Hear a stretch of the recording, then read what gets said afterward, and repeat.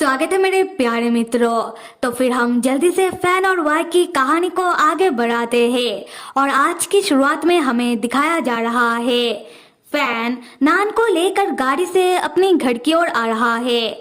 नान गाड़ी में बैठकर पूरे रास्ते बस रोए जा रहा था। नान फैन से पूछता है, डैड क्या आपके और सुंदर भैया के बीच ब्रेकअप हो गया है? फैन कहता है कि कुछ ऐसा ही समझ लो और अब से हम तुम्हारे सुंदर भैया से नहीं मिलेंगे। नान रोते हुए कहता है कि तो फिर डैड क्या नान का अब से कोई बड़ा भाई नहीं है? फैन कहता है कि हाँ, तुम्हारा बस मैं हूँ और वैसे भी तुम्हारे सुंदर भैया तुम्हारे कुछ भी नहीं लगते। इनफैक्ट वो हमारे कुछ भी नहीं लगते, इस बात को याद रखना। और ये सुनकर तो नान और ज्यादा रोने लगता है। फैन तब नान को हक्कड़ के संभालने लगता है और मन ही मन नान से माफी मांगता है। फैन कहता है कि नान मेरे बेटे, मुझे माफ कर दो तुम्हें रुलाने के लिए, मुझे माफ कर दो तुमसे ऐसी रूडली बात करने के लिए।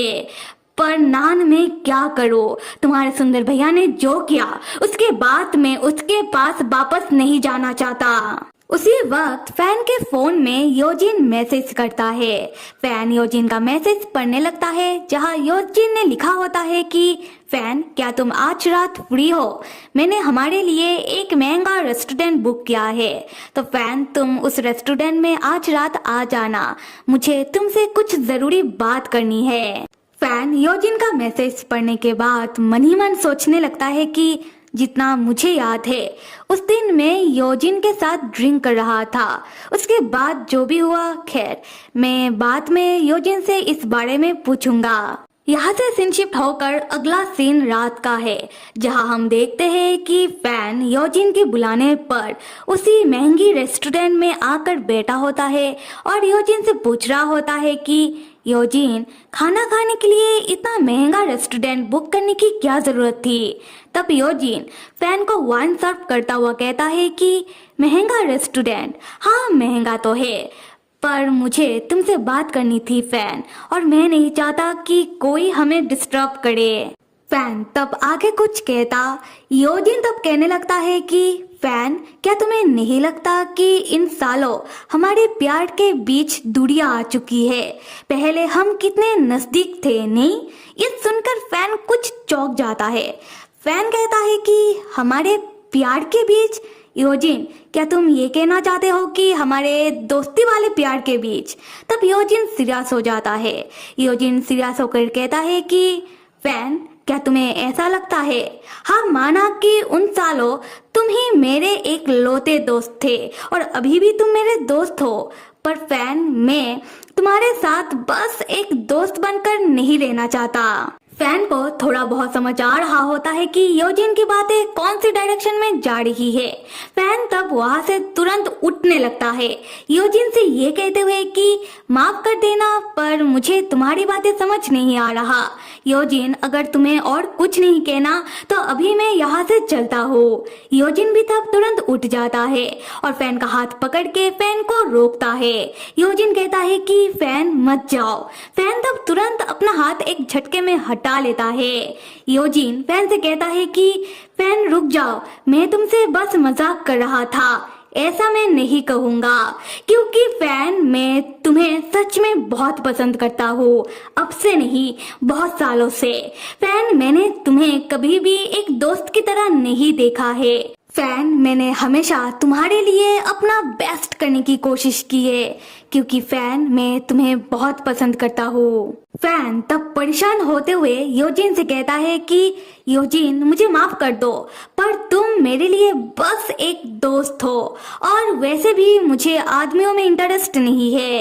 ये कहने के बाद फैन वहां से जाने लगता है योजिन से ये कहते हुए कि योजिन आज जो भी हुआ, तुमने जो भी मुझसे कहा वो सब भूल जाओ। योजिन तब फैन के पीछे आता हुआ फैन का कंधा पकड़ के फैन को रोकता है कि फैन मत जाओ। योजिन तब फैन के गर्दन में वाई की दी हुई किस मार्क को देख लेता है। योजिन तब पूछता है कि फैन तुम्हारे गर्दन में ये क्या? फैन तुरंत योजिन का हाथ हटाकर अपने हाथ से अपना गर्दन ढकते हुए कहता है कि तुम इससे क्या? योजिन तब सीरियस हो जाता है। योजिन सीरियसली पूछता है कि फैन, तुम्हारे और क्या तुम्हारे छोटे भाई के बीच? फैन तब चिल्लाते हुए कहता है कि योजिन चुप हो जाओ। योजिन को तब बहुत गुस्सा आने लगता है।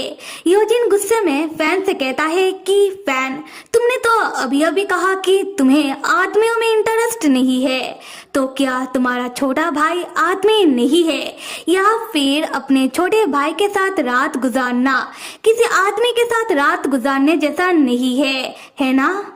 फैन तब दोबारा योजिन के ऊपर चिल्लाते हुए योजिन को खामोश होने के लिए कहता है, पर योजिन उल्टा फैन के ऊपर चिल्लाते हुए फैन से कहता है कि फैन, मुझे पहले से ही लग रहा था कि तुम दोनों के बीच भाइयों वाला रिश्ता नहीं है। तुम दोनों बस लोगों के सामने एक दूसरे को भाई बुलाते हो, पर बंद कमरे में एक दूसरे के साथ ये सब करते हो। शर्म आनी चाहिए। उसके बाद योजिन गुस्से में वाई को भला बुरा कहने लगता है कि वो कमीना वाई, इसका हिम्मत कैसे हुआ कि वो तुम्हें मुझसे छीन ले। तब योजिन ये सब कहते हुए गुस्से में फैन के कंधों को जोर से दबोच रहा होता है। फैन तब धक्का मारकर योजिन को जमीन में गिरा देता है और योजिन से कहता है कि योजिन, मैं शक तो नहीं करना चाहता था, पर सोचा था कि एक बार तुमसे इस बारे में जरूर पूछूंगा। योजिन, क्या उस दिन तुमने मेरे ड्रिंक में कुछ मिलाया था?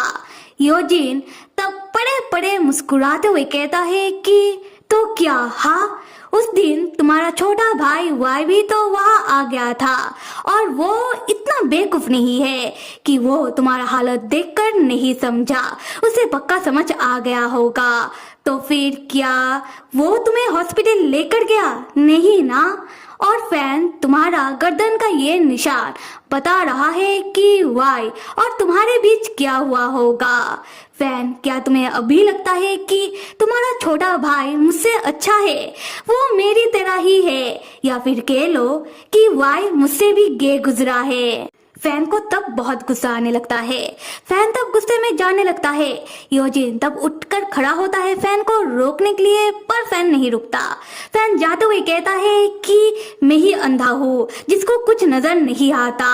और योजिन, एक बात याद रखना कि तुम मेरे कुछ भी नहीं हो, पर वाई अभी भी वो मेरा छोटा भाई ही है, और आइंदा तुम मेरे सामने तो एटलीस्ट उसके बारे में कुछ गलत मत कहना। अगले सीन में हम देखते हैं कि फैन अपने घर वापस आ चुका होता है। फैन अपने लिविंग रूम के अंदर आ रहा होता है। तब फैन का पैर डगमगा रहा होता है। इससे हमें यह समझ आता है कि फैन का तबीयत सही नहीं है। फैन जैसे तैसे करके आकर अपने सोफे में बैठता है। फैन तब परेशान होकर अपना सर पकड़ के मन ही मन सोचने लगता है कि इन दिनों फैन के साथ ये क्या सब हो रहा है। फैन ने कल तक जिसको अपना दोस्त समझा था वो फैन के बारे में इतना गलत सोचता है, और फैन ने जिसको अपना छोटा भाई माना था वो तो फैन से उस तरीके का प्यार करता है जिसको फैन कभी देख ही नहीं पाया। फैन परेशान होकर अपने मन में कहता है कि क्या अजीब है ये सब। तब नान आता है फैन के पास। नान देखता है कि फैन बिल्कुल हिल डुल नहीं रहा होता, बल्कि ऐसे ही खामोशी से अपना आंखें बंद करके बैठा हुआ होता है। नान तब आकर फैन के गोदी में बैठता है और अपना हाथ फैन के गालों में लगाकर कहता है कि डैड। तब नान देखता है कि फैन का गाल बिल्कुल गर्म हो चुका है। नान घबराते हुए पूछता है कि डैड, आपका गाल इतना गर्म क्यों है? तब फैन कोई जवाब नहीं दे रहा होता और ना ही अपना आंखें खोल रहा होता है। ये देखकर छोटा सा नान घबराकर रोने लगता है। नान रोते हुए कहता है कि डैड, आपको क्या हुआ है? आप कुछ कह क्यों नहीं रहे हो? कहीं डैड मरने तो नहीं वाले हैं? नान डैड के लिए अभी आइस लेकर आता है। डैड, आपको मेरे लिए ठीक होना होगा। फैन तब अपना आंखें खोलता है और नान का आंसू पोंछते हुए कहता है कि मेरे नादान बेटे, रोना बंद करो, मैं मर नहीं रहा हूँ, मैं बिल्कुल ठीक हूँ। तब नान अपना आंसू रोकते हुए अपना सर हाँ में हिलाता है, और फैन ये कहने के कुछ देर बाद ही अचानक फैन बेहोश हो जाता है। और ये देखकर तो छोटा सा नान घबराकर और जोर जोर से रोने लगता है। और कुछ देर बाद हम देखते हैं कि फैन को होश आता है। फैन अपना आंखें जैसे ही खोलता है, फैन अपने सामने वाई को देखता है, जिससे फैन चौंक जाता है। वाई तब बहुत ही परेशान होता हुआ फैन से पूछ रहा होता है कि फैन भैया, क्या आप उठ गए? ऐसे सोफे में सोना अच्छी बात नहीं है। आप पहले दवाई खा लो और जाकर अपने कमरे में सो जाओ। फैन भैया चलो, मैं आपको आपके कमरे में लेकर चलता हूँ।